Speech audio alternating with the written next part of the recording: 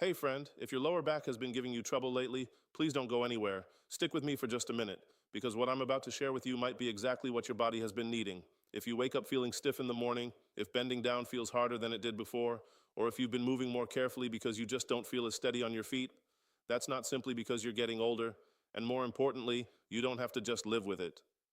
Over the next few minutes, I'm going to walk you through 4 straightforward exercises. No equipment needed, no complicated steps to follow. And if you actually do these for just a few minutes every day, you might start to notice a real difference. Less stiffness, better control, and a body that starts feeling a little more like it used to. So let's not waste any time. Let's get started right now.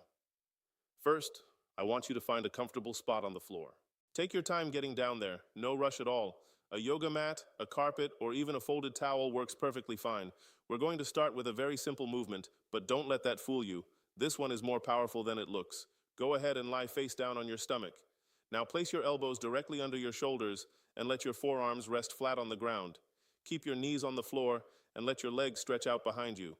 Now here's the part that really matters. Gently tighten your stomach muscles. Not super hard, just enough to feel something engage, like you're slowly drawing your belly button in toward your spine.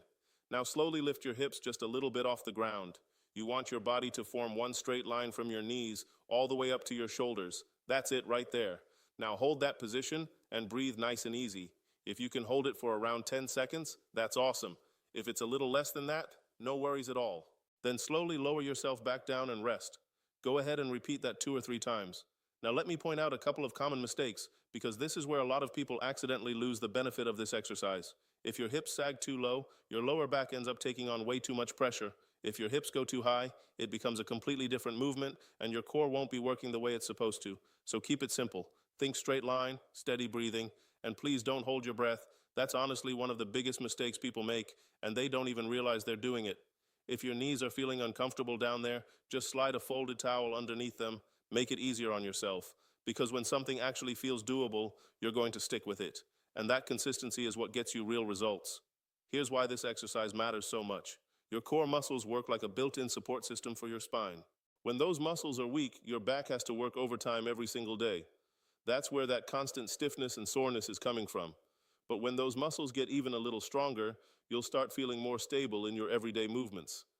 Getting up from a chair, walking around, standing for longer, all of it starts to feel easier. All right, stay right where you are.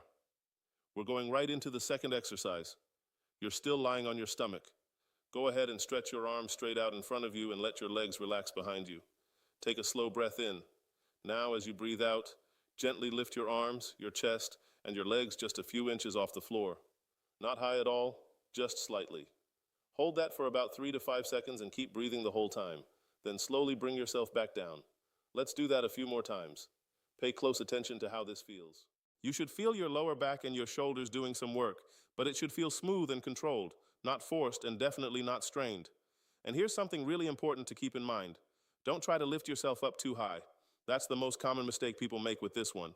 Going higher doesn't mean it's working better. In fact, lifting too high can actually put harmful pressure on your lower back. So keep the movement small and keep it controlled. If this feels tough, you can make it easier by just lifting your arms alone, or try lifting one arm and the opposite leg at the same time. There's absolutely no rush here.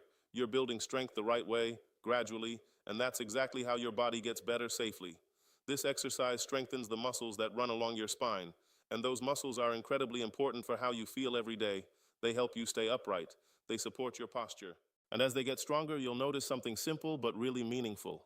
You won't feel nearly as worn out after sitting or standing for longer stretches of time. All right, slowly make your way up to standing. Take your time getting up, no sudden movements. Once you're standing comfortably, go ahead and place your feet about shoulder width apart.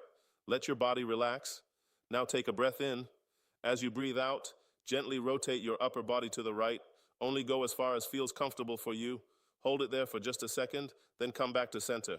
Now do the same thing to the left. Slow, controlled, easy. Keep going back and forth like that. Now here's what I really want you to focus on while you're doing this. Your hips stay pointing forward the whole time. Only your upper body is doing the turning. No forcing it, no sudden jerking movements. A lot of people lose this natural rotation over time without even realizing it's happening, and that's exactly why certain everyday things start feeling harder. Turning around to look behind you, reaching for something on the other side of you, even getting in and out of a car. This exercise helps bring that movement back. Think of it as gently waking your body back up again. If standing starts to feel tiring, go ahead and sit down and do the exact same movement from your chair. What matters most is that you're moving in a way that feels controlled and comfortable for you. Now we're moving into the last exercise, and honestly, this one might be the most useful of all four because you can fit it into any moment of your day. Stand comfortably and relax your shoulders. Now imagine someone is about to lightly poke you right in the stomach. What happens? You naturally tighten up a little bit, right? That's exactly the feeling we're going for.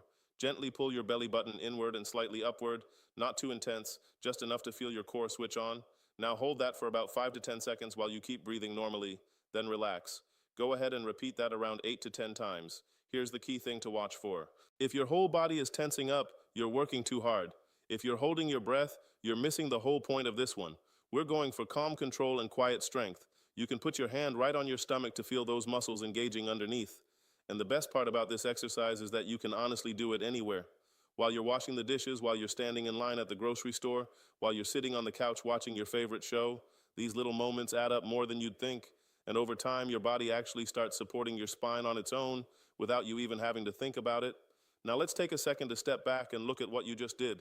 You just went through 4 simple exercises, nothing complicated, nothing that requires any special equipment or a gym membership.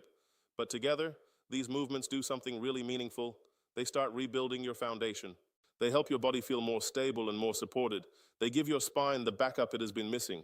And when that starts to happen, you don't just feel better physically, you actually start moving differently. You feel more confident in yourself. You start trusting your body again.